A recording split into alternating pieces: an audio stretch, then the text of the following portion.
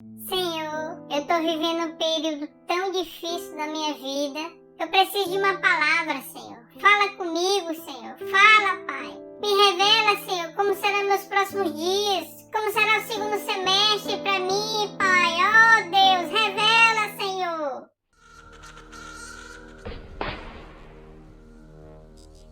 Vi emergir do mar uma besta, que tinha 10 chifres e 7 cabeças, e sobre os chifres 10 diademas, e sobre as cabeças nomes de blasfêmia. Seu diabo, sai diabo, miserável, quer me enganar, né? Seu diabo quer me enganar.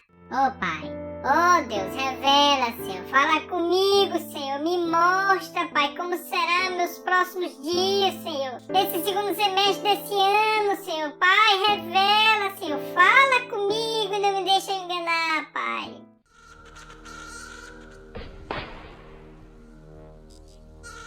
Pereceu toda a carne que se movia sobre a terra, tanto de ave como de animais domésticos e animais selváticos, e de todos os enxames de criaturas que povoaram a terra, e todo homem, tudo o que tinha fôlego de vida em suas narinas, tudo o que havia em terra seca, morreu. Meu Deus do céu, é sério isso, Senhor? Senhor, o que o Senhor quer que eu faça?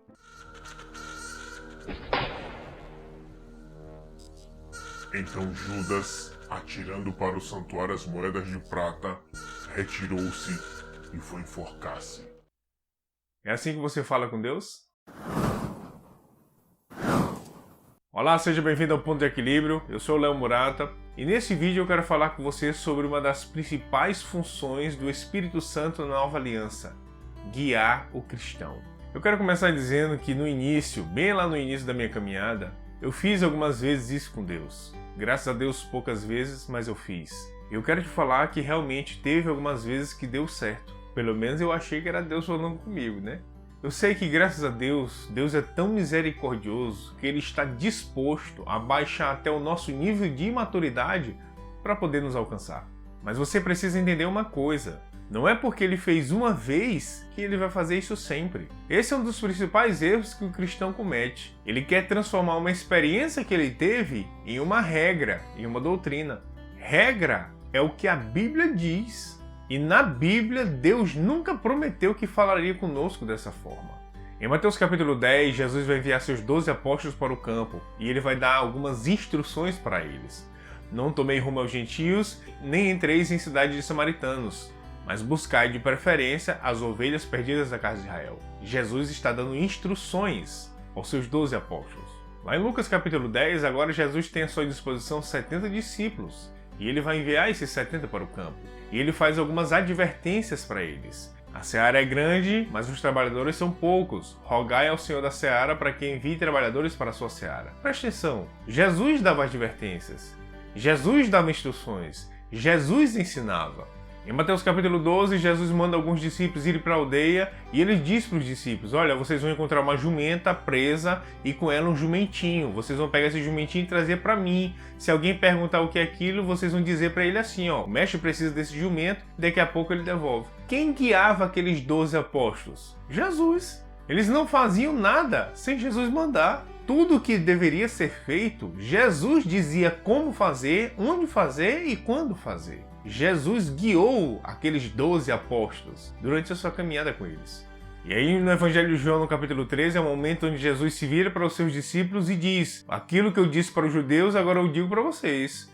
Para onde eu vou, vocês não podem vir. E se você ler lá o texto, você vai perceber um clima que pairou sobre os discípulos. Pedro virou para ele e disse, Senhor, para onde vais? E ele replicou, para onde eu vou, vocês não podem me seguir agora. E Pedro disse, Senhor, mas por que eu não posso te seguir agora? O que está passando na cabeça dos discípulos é, e agora? Ele vai embora. Quem vai nos instruir? Quem vai nos advertir? Quem vai nos ensinar? Quem vai nos corrigir? Quem? Qual é o sentimento que você acha que pairou sobre os discípulos naquele momento? Um sentimento de abandono. E é por isso que no capítulo 14, que é a continuação dessa conversa, Jesus faz uma promessa. Não vos deixarei órfãos. Por que ele está falando sobre isso? Porque esse é o sentimento que pairou sobre os discípulos. E Jesus disse, não vos deixarei órfãos. Ele faz uma promessa. Em João 14,16 ele diz, eu rogarei ao Pai E ele enviará outro Consolador, a fim de que esteja para sempre convosco. Em outras palavras, Jesus está dizendo, quando eu chegar lá, o Pai vai enviar outro. Quem guiava os 12? Jesus. Quem aconselhava os 12? Jesus. Quem orientava os 12? Jesus. Quem instruía os 12? Jesus. Quem advertia os 12? Jesus. E é muito importante você entender isso. O que Jesus era para os 12, o Espírito Santo é para nós. Porque Jesus prometeu, não vou deixar vocês órfãos. Eu vou enviar outro no meu lugar. Aquilo que Jesus foi para os 12, o Espírito Santo é para nós, para a igreja. Jesus faz a promessa que iria enviar o Consolador. E o Consolador chega. Os discípulos nascem de novo. E o Espírito Santo, o Consolador, vem para dentro deles. O que foi que aconteceu logo após os discípulos receberem o Consolador através do novo nascimento? Jesus foi embora, meu amigo. Jesus voltou para o céu, foi embora. Agora, eles precisam aprender a se relacionar com esse Consolador que chegou no lugar de Jesus. Em Atos capítulo 1, é o início da caminhada deles, sem a presença de Jesus, mas com a presença do seu substituto, o Consolador. E existe uma demanda ali. De acordo com as profecias que tinham sido proferidas no Antigo Testamento, eles vão ter que escolher um substituto para a vaga de Judas. E são propostos 2 candidatos, José, chamado Barsabás, e Matias. E a Bíblia diz que eles começaram bem. Como eles começaram? Orando. Tu, Senhor, que conheces os corações, revela-nos quem o Senhor escolheu. Eles começam bem, eles começam orando, mas eles terminam mal. Como? Tirando sorte. Tirar sorte naquela época, mais ou menos hoje, como se a gente pegasse uma moeda e jogasse cara ou coroa. Ó, cara é Matias, coroa é José. Lançar sortes ou tirar sortes era uma prática comum no Antigo Testamento. Talvez você já ouviu falar que Jonas, quando estava fugindo e ele estava dentro do barco, foi através dessa prática de lançar sortes que descobriram que Jonas que estava causando aquela tempestade. Mas é muito importante você entender que esta é a primeira e a única vez que eles vão tirar sortes no livro de Atos. Em Atos capítulo 15 existe um problema. Eles querem saber se os gentios que estão se convertendo, eles deveriam guardar a lei, assim como os judeus que já eram convertidos. E em Atos capítulo 15, no versículo 28, eles dão um veredicto, dizendo assim: pois pareceu bem ao Espírito Santo e a nós não vos impor maior encargo além dessas coisas essenciais, que vos abstenhais das coisas sacrificadas a ídolos, bem como do sangue, da carne de animais sufocados e das relações sexuais ilícitas. Você prestou bem atenção no que o texto diz? Pois pareceu bem ao Espírito Santo e a nós. Sim, agora eles sabem, eles aprenderam a discernir a voz do Espírito Santo e a ser guiado por ela. O livro de Atos não narra apenas o crescimento da igreja de Atos. O livro de Atos também narra o crescimento dos líderes da igreja. Porque esta é a promessa exclusiva da nova aliança. Romanos 8,14 diz: pois todos os que são guiados pelo Espírito de Deus são filhos de Deus. Na nova aliança, a promessa é que quem é filho de Deus é guiado pelo Espírito de Deus. E esse Espírito de Deus que iria nos guiar, ele está dentro de nós. Agora pensa comigo, por que eu vou ficar procurando respostas externas se quem responde está dentro de mim? Não tome decisões baseadas em coisas exteriores, porque você pode se dar muito mal. Existe um pregador da palavra que antes de se tornar pregador ele era fazendeiro. O nome dele é Charles Capps. Ele conta que certa vez chegaram para ele propondo um negócio altamente lucrativo. Ele deveria investir alguns milhares de dólares e nesse investimento eles iam ganhar muito dinheiro. E ele pediu um tempo para aquelas pessoas porque ele ia orar para Deus, para saber de Deus se ele deveria ou não entrar no negócio. E o que foi que ele foi fazer? Ele conta que foi fazer a prova da porção da lã, aquela mesma que Gideão fez. Então ele fez a prova com Deus e botou a porção da lã. E no outro dia, do jeito que amanheceu, a prova disse: entre no negócio. E ele veio convicto que era Deus falando com ele. E ele entrou com todas as economias que ele tinha. E ele quebrou todinho. Quantas pessoas não estão tomando decisões importantes da sua vida e talvez decisões irreversíveis que vão ter danos irreparáveis?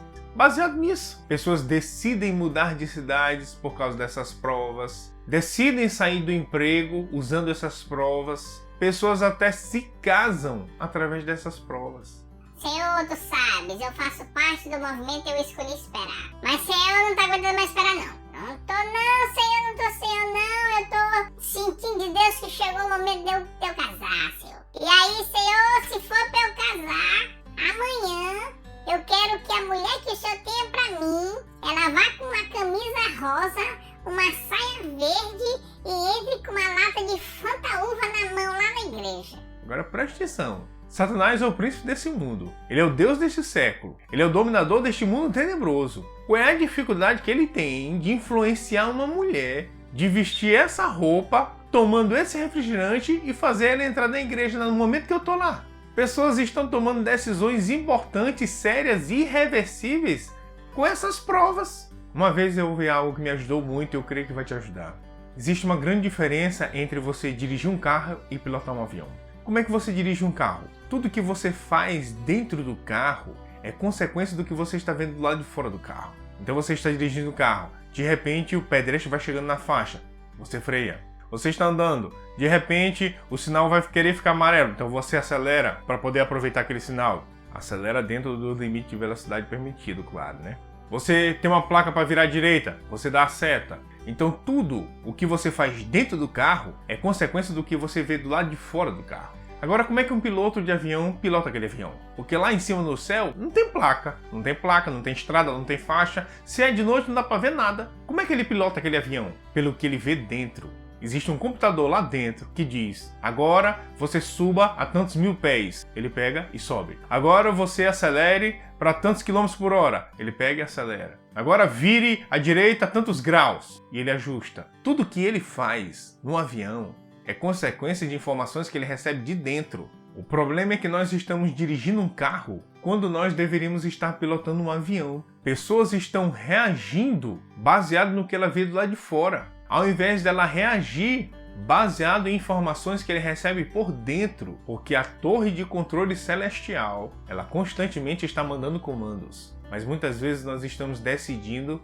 pelo que nós estamos vendo lá de fora. Aprenda a ser guiado por dentro, pelo Espírito, e nunca mais você será enganado. Nos próximos vídeos nós vamos estar falando sobre as principais formas que Deus fala com o crente na Nova Aliança. Seja abençoado na prática da palavra, ouça o que Deus diz ao seu coração e até o próximo vídeo.